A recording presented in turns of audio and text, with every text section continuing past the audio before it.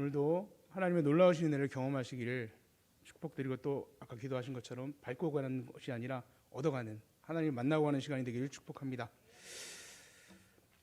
이 오병이어 말씀을 되게 요즘 많이 하나님이 주시는 것 같아요. 뭐 아이들도 그렇고 중고등부도 그렇고 막 하다 보니까 되게 많이 이 말씀을 주시는데, 아마 얼마나 우리 40주년 맞이해서 큰 복을 주시려고 자꾸 주시는지 은혜가 됩니다. 인간의 뇌에 해마라는 부분이 있다고 합니다. 해마, 혹시 들어보셨나요? 아마 뭐 해마 학습법 막 해서 많이 얘기가 나오는데, 뭐 대뇌 양쪽에 하나씩 있대요. 그리고 좌측에 있는 해마는 단기 최근에 경험했던 일들을 기억하는 그런 장소로 쓰이고요. 오른쪽에 있는 해마는 좀 우리가 태어났을 때부터 지금까지의 모든 일을 기억한다고 합니다. 그 용도로 사용된다고 합니다. 뭐 뇌로 들어온 정보를 조합해서 기억으로 만들어서 저장을 하는 거죠. 그래서 뭐 이 해마가 또 어떤 역할을 하냐면, 그렇게 들어온 기억들을 다 저장하는 것이 아니고요, 어떤 건 삭제해 버린대요. 필요 없는 거, 별로 자극이 없는 것들을 잊어버린다고 합니다. 그리고 어떤 건 또 오랫동안 저장해 놓기도 합니다. 우리가 읽은 알츠하이머, 치매가 이 해마가 올바르게 작동하지 않기 때문에 오는 질병이라고 하죠. 가장 먼저 단기 기억에 장애가 오고요, 이제 점점 이제 예전으로 기억이 점점 돌아가죠. 그래서 최근의 일들을 다 잊어버린다고 합니다. 뭐 모든 기억이 동일하게, 뭐 경험했던 모든 게 동일하게 저장되는 것이 아니고요, 특정한 일에 대해서, 다시 말하면 조금 더 충격적인 사건은 좀 더 기억하고 있대요. 내가 경험했던 충격적인 사건은 더 오랫동안 기억하고 더 생생하게 기억을 합니다. 특히 남자분들보다 여자분들이 해마가 좀 더 크다고 하는데요. 그래서 저도 경험해봐서 알지만 정말 잘 기억하는 것 같아요. 되게 세세한 것까지 기억을 해서 잊어버리지 않고 계속 이야기를 합니다. 혹시 여기 남자분들이 우리 집은 아닌데요 하는 분 계신가요? 우리 집은 우리 남편이 더 기억을 잘 하는데요. 그것도 이유가 있다고 하더라고요. 2012년에 알렌 케빈이라는 사람이 논문을 썼는데요. 어떤 거냐면, 여자분들의 그 해마가 기억하는데 특정적인 어떤 조건이 있다고 합니다. 그러니까 잘생긴 사람을 보면 기억을 더 잘한대요. 잘생긴 사람이 있었던 장소에서 일어난 일, 함께 했던 것이 기억을 잘한대요. 근데 못생긴 사람하고 있었던 일은 잘 까먹는데요. 그러니까 잘 기억할, 남편보다 아내분이 더 잘 기억한다면 남편분이 더 잘생겨서 그럴 수도 있다라는 뭐 그런 근거가 될 수 있는 것 같습니다. 아닐 수도 있지만 그럴 수도 있다라는 거죠. 오늘 본문의 말씀은 요한복음인데요, 하나님께서 우리에게 4개의 복음서를 주셨습니다. 그러니까 4명의 증인을 통해서 예수님이 누구신지, 예수님이 어떤 일을 행하셨는지 그걸 다 보고 자기가 경험한 것을 기록하게 하신 거죠. 그로 인해서 지금 2024년, 2000년이 넘게 지난 지금 우리에게도 예수님이 누구이신지를 정말 4개의 시각을 통해서 볼 수 있게 해주셨습니다. 사복음서의 기록 연대는 대략 빠른 거는 60년, 그러니까 예수님이 오시고 60년경, 그리고 오래된 거는 100년, 그러니까 60년에서 100년 사이에 기록된 것으로 보고 있습니다. 예수님이 십자가에 죽으시고 부활 승천하신 이후 적게는 30년에서 70년의 기간 동안 이것이 기록이 되었습니다. 마태마가 누가 요한은 각기 자신이 기억하고 있는 예수님에 대해서 성령의 인도하심을 따라서, 성령의 가르쳐 주심을 따라서 기록을 하였는데요, 어떠한 사건을 마주했을 때 사람마다 각각 느끼는 감정, 기억하는 게 다르기 때문에 보면은 똑같이 기록하지 않았어요. 어떤 사람은 기록을 했는데 어떤 사람은 그 사건을 뺀 것이 있고, 또 반대로 또 넣은 것도 있습니다. 근데 오늘 이 오병이어의 사건은요, 이 4개의 복음서에 유일하게 다 들어가 있는 기적입니다. 그러니까 마태, 마가, 누가, 요한이 다 봐도 이거는 너무나 충격적이고 기억할 수밖에 없는 사건이라는 것이죠. 그리고 꼭 이거는 성경에 이 하나님의 말씀, 예수님의 행하신 그 사적에 들어가야겠다라고 적은 것입니다. 또 우리에게 알려주시기 위해서 성령님을 통해서 이렇게 적게 하신 것이죠. 얼마나 생생했는지 장소의 특성까지도 잘 기록하고 있습니다. 요한복음 6장 10절에 보면 이렇게 기록되어 있는데요, 예수께서 이르시되 이 사람들로 앉게 하라 하시니 그곳에 잔디가 많은지라 사람들이 앉으니 수가 5,000명쯤 되더라. 그 장소에 뭐가 많았다고요? 잔디가 많았다는 거예요. 다른 데는 별로 없는데 유독 그 장소에 기억하기로 잔디가 많았다라고 기억하고 있는 거예요. 얼마나 생생하게 기억하는지 잔디의 모습이 떠올랐겠죠. 그리고 마가복음 6장 39절에 보면 마가는 이렇게 기록해요. 제자들에게 명하사 그 모든 사람을 떼를 지어 푸른 잔디 위에 앉게 하시니, 무슨 잔디요?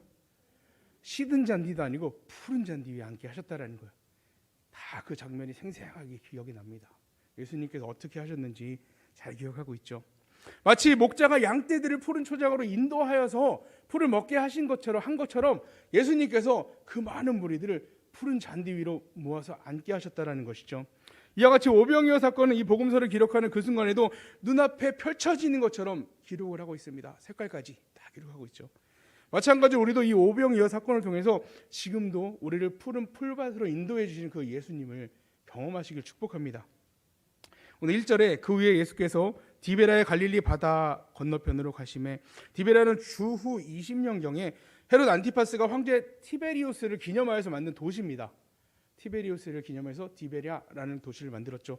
이 갈릴리 바다 근처에 있는 도시고요. 이방인들이 사는, 주로 이방인들이 거하는 도시였다고 합니다. 그 디베랴에 인접한 갈릴리 바다에서 그 건너편인 베세다로 향하는 예수님, 그 주님을 많은 사람들이 막 몰려다니면서 따라다녔습니다. 그들이 예수님을 따라다닌 이유에 대해서 나오는데 예수님이 지금까지 보여주신 표적 때문이다라고 말하고 있습니다. 예수님이 보여주신 표적은 뭐 초자연적인 능력, 그러니까 사람은 할 수 없는 거죠. 그리고 어느 누구도 지금까지 행한 사람이 없는 그런 능력인 것이죠. 그래서 예수님의 표적, 그것을 바라보면 너무 신기하니까, 누구도 할 수 없는 거니까, 또 자기의 병을 치료할 수 있는 분이니까 따라다닌 것입니다. 그러니까 예수님이 우리의 메시아시고 우리를 구원하실 분이라서 따라다닌 게 아니고요, 그 표적 때문에 따라다녔다는 것입니다. 결국 그 사람들의 목적은 표적이죠. 근데 예수님의 목적은 표적이 있지 않습니다. 예수님이 이 땅에 오신 목적이 그 표적이 있지 않아요.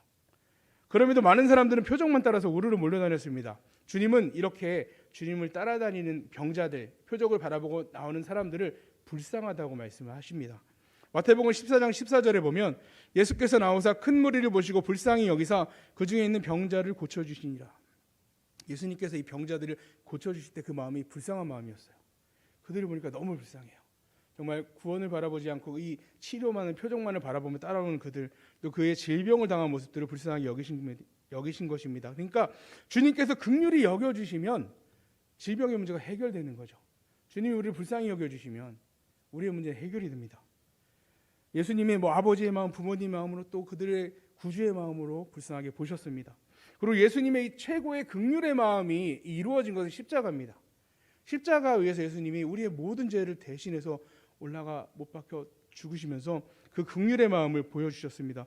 누가복음 23장 34절에 보면 이에 예수께서 이르시되 아버지 저들을 사하여 주옵소서 자기들이 하는 것을 알지 못함이니이다 하시더라. 그들이 그의 옷을 나눠 제비 뽑을세. 굉장히 대조적인 모습입니다. 예수님은 십자가에서 하나님, 저들이 지금 하고 있는 게 뭔지 모르고 저렇게 합니다. 용서해 주십시오. 근데 그 밑에서는 예수님의 옷을 제비 뽑는 거죠. 우리 주님께서 십자가에 달리신 이유를 아는 자는 아무도 없었습니다. 그 자리에서 오히려 예수님의 옷을 제비 뽑고 있었죠.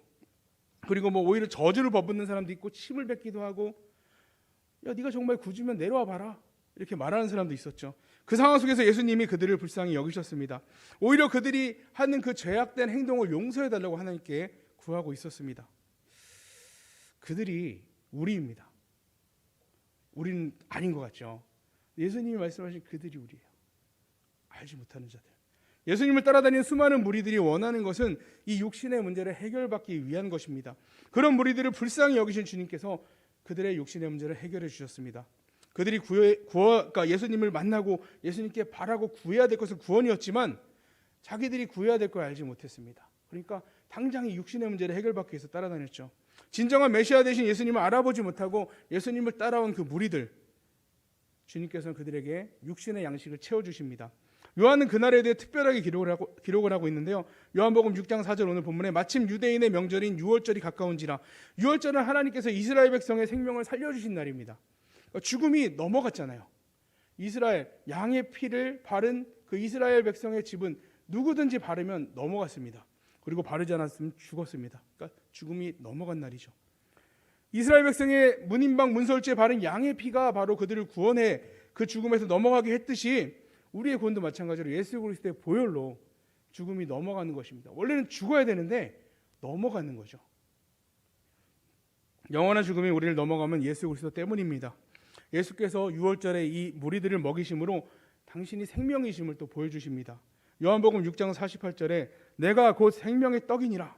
광야에 먹었던 만나는 영원히 그들을 배부르고 그들을 영원히 살게 하지 못하였지만 예수님은 영원한 생명의 떡으로 우리에게 오셨습니다. 그리고 이 예수님을 먹는 자, 예수님을 믿는 자는 영원한 생명을 얻습니다. 이것을 모르기 때문에 이들이 표적만 보고 몰려다녔습니다. 주님은 당신의 생명의 떡이심 오늘 이 오병이의 사건을 통해서 또 알려주시는 것입니다. 오늘 5절 6절에 보면 예수께서 눈을 들어 큰 무리가 자기애로 오는 것을 보시고 빌립에게 이르시되 우리가 어디서 떡을 사서 이 사람들을 먹이겠느냐 하시니 이렇게 말씀하시면 친히 어떻게 하실지를 아시고 빌립을 시험하고자 하심이라. 여기서 빌립에게 말씀하신 거는 뭐 물어보시는 게 아니고요. 야, 이거 어떻게 네가 해결할 수 있어? 라고 물어보는 거예요.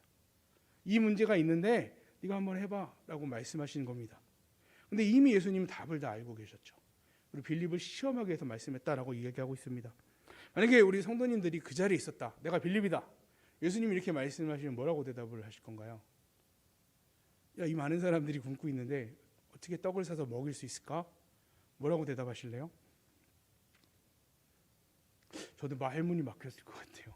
근데 빌립은 정확하게 대답을 딱 합니다. 또렷하게 하는데요. 아마 지금 시대에 빌립이 살았다면 이과 계통 일을 했을 것 같아요. 수에 능통합니다. 바로 계산이 딱딱딱 머리에서 나서요. 대답을 딱 해요. 7절에 보면 빌립이 대답하되 각 사람으로 조금씩 받게 할지라도 200데나리온의 떡이 부족하리이다. 그러니까 조금씩만 나눠준다고 해도 200데나리온으로도 좀 부족할 것 같다라고 말하는 거죠. 200데나리온이 우리 뭐 현재 화폐 단위가 아니니까 좀 헷갈릴까 잘 모를 수 있는데요.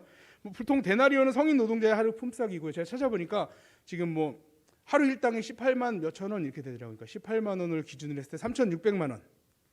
예수님 3,600만 원이 있어도 좀 부족할 것 같아요 라고 말했다는 거죠. 근데 이게 예수님이 원하신 답이 아니었습니다. 그렇게 열심히 계산을 해서 내놨지만 예수님이 원하시는 답은 이게 아닙니다. 우리 교회 일을 하다 보면요, 정말 이 계산이 빠르신 분들이 계세요. 그런 분들과 함께 일하면 일이 되게 빠르게 진행이 됩니다. 막 척척척척 진행이 돼요. 저는 계산이 좀 많이 느립니다. 실수도 많고요. 그래서 좀 계산해야 될 때 잘 못할 때가 많습니다. 계획을 세웠다 바꾸는 경우도 많고요. 근데 제가 위로를 삼는 게 뭐냐면요, 하나님이 행하시는 일은 대부분 계산으로 안 나옵니다. 우리가 어떠한 간증을 들어봐도요, 계산으로 나오는 간증이 없어요. 저건 우리의 계산으로는 답이 안 나오는 일들에 대해서 하나님이 행해 주신 것들을 우리가 들을 수 있습니다. 너무나 멋지게 해주시죠. 답이 없는 상황 속에서 하나님을 바라보고 하나님께 무릎 꿇고 기도했더니 그걸 해결해 주시는 거예요. 당장 우리 죽을 병 걸리면 우리 답이 없잖아요. 의사도 답이 없잖아요. 근데 예수님 앞에 나가면 치료받았습니다. 오늘 주님께서 보여주시는 이 오병이어 사건이 계산으로 답이 나오지 않는 사건입니다. 불가능한 일이죠. 예수님께서 하나이가 먹으려 가져온 도시락을 통해서 기적을 행해 주시는데요. 8절부터 10절까지 보면 제자 중 하나고 시몬 베드로의 형제 안드레가 예수께 여짜오되 여기 하나이가 있어 보리떡 5개와 물고기 2마리를 가지고 있나이다. 그러나 그것이 많은 사람에게 얼마나 되겠사옵나이까. 예수께서 이르시되 이 사람들을 앉게 하라 하시니 그곳에 잔디가 많은지라 사람들이 앉으니 수가 5,000명쯤 되더라.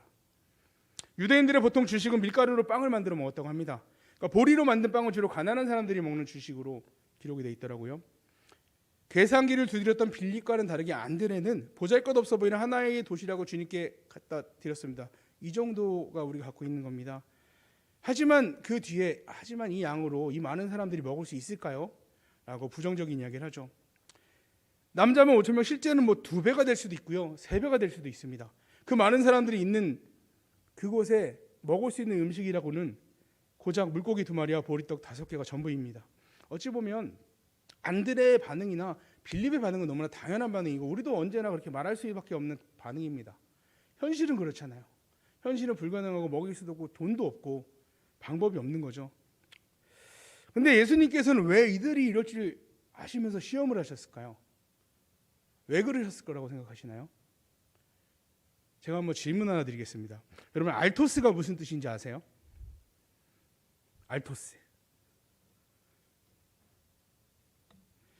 알토스는 헬라어로 떡 혹은 빵이라는 뜻입니다. 네, 제가 답을 가지고 있잖아요.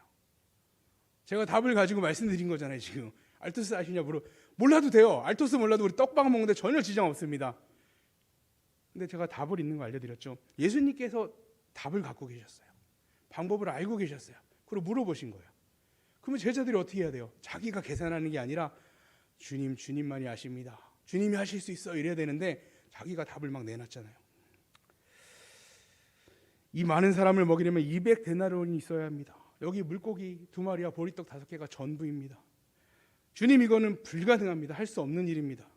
주님이 빌립에게 어디서 떡을 사서 이 사람을 먹였냐 말씀하시는 거, 이거 어떻게 빌립이 할 수 있을까요? 없습니다.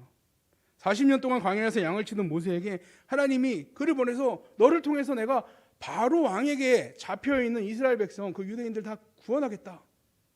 기드온이 하나님의 음성을 들었을 때, 하나님의 천사를 만났을 때 뭐라고 있었죠? 포도즙 틀에 숨어서 혹시나 미디안이 뺏어갈까봐 그나마 수확한 밀을 벗기고 있었죠. 껍데기를. 가족들이 몰래 먹으려고, 뺏기면 안 되니까. 근데 너를 통해서 이 미디안에게서 구원하겠다. 불가능합니다. 말이 안 되죠. 이게 가능한가요? 불가능한 일입니다. 근데 하나님은 하실 수 있습니다. 하나님은 능치 못한 게 없으신 분이시죠. 우리 주님도 하실 수 있습니다. 그럼 우리는 이러한 부르심 앞에 뭐라고 말해야 할까요? 적어도 3,800만 원 있어야 가능하다고 말해야 하나요? 하나님이 이런 일을 해야 된다 그러면 하나님, 제가 그 돈이 없는데요, 저는 불가능한데요 라고 말해야 하나요? 우리는 그냥 하나님의 도우심을 구해야 합니다. 저는 할 수 없지만 하나님은 하실 수 있습니다. 주님, 저는 못합니다. 하지만 주님은 하실 수 있어요. 하나님, 저는 못하지만 하나님이 하실 수 있습니다. 저는 믿음으로 하겠습니다. 책임져 주세요. 이렇게 해야겠죠. 이것이 우리가 주님의 무릎에 답해야 하는 정답이 아닐까요? 결국 주님께서 문제를 해결해 주십니다. 11절에서 13절을 보면 예수께서 떡을 가져 축사하신 후에 앉아있는 자들에게 나눠주시고 물고기도 그렇게 그들의 원대로 주시니라. 그들이 배부른 후에 예수께서 제자들에게 이르시되 남은 조각을 거두어 버리는 것이 없게 하라 하심으로 이에 거두니 보리떡 5개로 먹고 남은 조각이 12바구니 찼더라. 조금씩 뜯어서 나눠 먹은 게 아니고요, 그 보리떡 5개를 막 진짜 찔끔찔끔, 혹은 뭐 이런 사람도 있다, 양보를 했대요. 이게 어떻게 다 먹을 수 있었냐면 다들 양보를 해서 먹을 수 있었대요. 안 먹은 거잖아요. 근데 여기 분명히 나옵니다. 원하는 대로 가져갔고요, 원하는 대로 가져간 게 배부르게 했습니다. 그리고 그 배부른 거에서 끝나는 게 아니고요, 12바구니가 남았습니다. 아마 좀 욕심이 많은 저 같은 사람이 많이 가져간 것 같아요. 남았어요. 12바구니가 남았어요. 200데나리온이 있어야 먹을 수 있었던 빌립, 주님, 우리가 갖고 있는 거 물고기 2마리, 보리떡 5개밖에 없어요. 다 먹을 수 있을까요? 여러분, 이 두 제자가 지금 이 일을 경험하고 부끄럽지 않았을까요? 자기가 말했던 부정적인 얘기가 바로 긍정적인 걸로 예수님을 통해서 바뀌어버렸잖아요. 자신의 믿음 없음을 깨닫지 않았을까요? 우리는 빵 하나를 사 먹을 때도요, 여러분, 10,000원짜리 빵을 사 먹을 때 우리가 가진 돈이 9,999원이라면 먹을 수 있을까요, 없을까요? 못 사 먹지. 체면인데 깎아달라고 말도 못하고 1원이 없으면 못 사 먹거든요. 1원만 없어도 못 사 먹습니다. 우리 기준으로는요, 불가능해요. 우리의 기준으로 하나님을 바라보고 우리의 기준으로 우리 주님을 바라봐서는 안 됩니다. 우리의 계산법이 아무리 뛰어나도요, 착착착 기계 돌아가듯이 답이 딱 나온다 할지라도요, 나의 힘만으로 하나님이 명하시는 일을 감당할 수 없습니다. 다만 1원이 부족해도 우리는 그것을 구매할 수 없고 가질 수 없는 사람들입니다. 그렇기에 우리가 살아가는 세상에서 우리의 힘만으로 어떠한 만족도 얻을 수 없습니다. 언제나 부족한 것 투성이죠. 우리는 주님 앞에 나왔을 때 비로소 만족함을 느낄 수 있습니다. 사실 빌립이 말한 200데나리온으로 빵을 산다면 제가 찾아보니까 3,200개의 빵을 살 수 있대요. 그러니까 한 데나리온이면 16개의 빵을 보통 산다고 하더라고요. 좀 크지만 3,200개. 그 인원이 5,000명, 그거 이제 남자면 5,000명이잖아요. 3,200개로 부족하게 나눠 먹어야 되는 상황인 거죠. 아무리 돈을 많이 가져와도 해결할 수 없는 문제였습니다. 오늘 14절 15절에 보면 그 문제가 해결한 후에 사람들이 한 고백이 있습니다. 그 사람들이 예수께서 행하신 이 표적을 보고 말하되 이는 참으로 세상에 오실 그 선지자라더라. 그러므로 예수께서 그들이 와서 자기를 억지로 붙들어 임금으로 삼으려는 줄 아시고 다시 혼자 산으로 떠나가시니라. 14절은 그래 제대로 봤다 싶었는데 뒤에 갑자기 이상한 얘기래요. 아, 이분이 하나님이 보내주신다던 그분이구나. 이분이 우리의 구세주시구나. 그러면 우리가 원하는 일을 이분이 해주실 거야 라고 지금 말하고 있습니다. 그러니까 임금으로 로마의 압제에서 자유롭게 해줄 그 사람이다라고 보는 거죠. 근데 예수님의 놀라운 기적을 목격했지만 결국 자기들의 생각에서 벗어나지 못했습니다. 이 정도의 능력이라면 이제 강력한 로마로부터 우리를 자유롭게 해줄 그분이다. 근데 예수님께서 이 땅에 오신 목적, 그것이 아니잖아요. 그냥 단지 로마에서 유대인을 구원하기 위해서 오신 것이 아닙니다. 우리 모든 인류의 죄에 속박된 자들, 우리를 자유롭게 하기 위해 오신 것입니다. 이는 오병이어 당시의 유대인들뿐만이 아니라 지금 우리들까지도 구원해 주시기 위해 이 땅에 오셨습니다. 예수님을 믿고 구원받았다는 성도들의 삶을 보면요, 주님이 삶의 주인이 되지 않은 채 살아가시는 성도들이 있습니다. 저도 그럴 때가 많은 것 같아요. 정말 내 삶의 주인이 예수님이 아니고 내가 주인이 돼서 나의 마음대로 계산을 하는 거죠. 하나님의 말씀에 귀를 기울이고 그 말씀대로 순종하는 것이 아니라 골라들어요. 이건 내가 좀 할 만하다. 이거는 나는 불가능한데, 내 계산하는 거 이론이 부족한데, 그건 포기하는 거죠. 나의 유익을 위해서 나의 뜻을 위해서 살아갑니다. 마치 오병이어의 기적을 목격하고 자신들의 소원대로 로마로부터 자유를 줄 그분, 메시아지만 자기 욕망을 채워줄 수 있는 그분으로 보는 것과 마찬가지인 거죠. 이 땅에서 주님이 주시는 참 만족을 누리는 사람은 주님이 누구이신지 정확히 아는 사람입니다. 그걸 알아야 만족을 누릴 수 있습니다. 하나님 아버지가 누구신지 올바르게 알아야 만족을 누리며 살아갈 수 있습니다. 예수님께서 십자가의 죽으심은 우리의 평안을 위해서입니다. 우리에게 진정한 평안을 주시기 위해서 십자가에 죽으셨습니다. 주님의 뜻을 올바르게 아는 사람만 진정으로 우리 살아가는 이 삶 속에서 영생을 누리며 살아갈 수 있습니다. 우리가 아직 천국에 들어가지 않았지만 이 땅에서 천국을 누리며 살아갈 수 있다는 거죠. 이제 우리 성도님들은 정말 나의 생각, 나의 계산을 이제 버리고요. 이론 모자라면 할 수 없는 그거 버리시고요. 우리 주님, 정말 하나님의 말씀, 그 채워주시는 은혜를 바라보며 나아가시는 삶을 살아가시기를 축복합니다.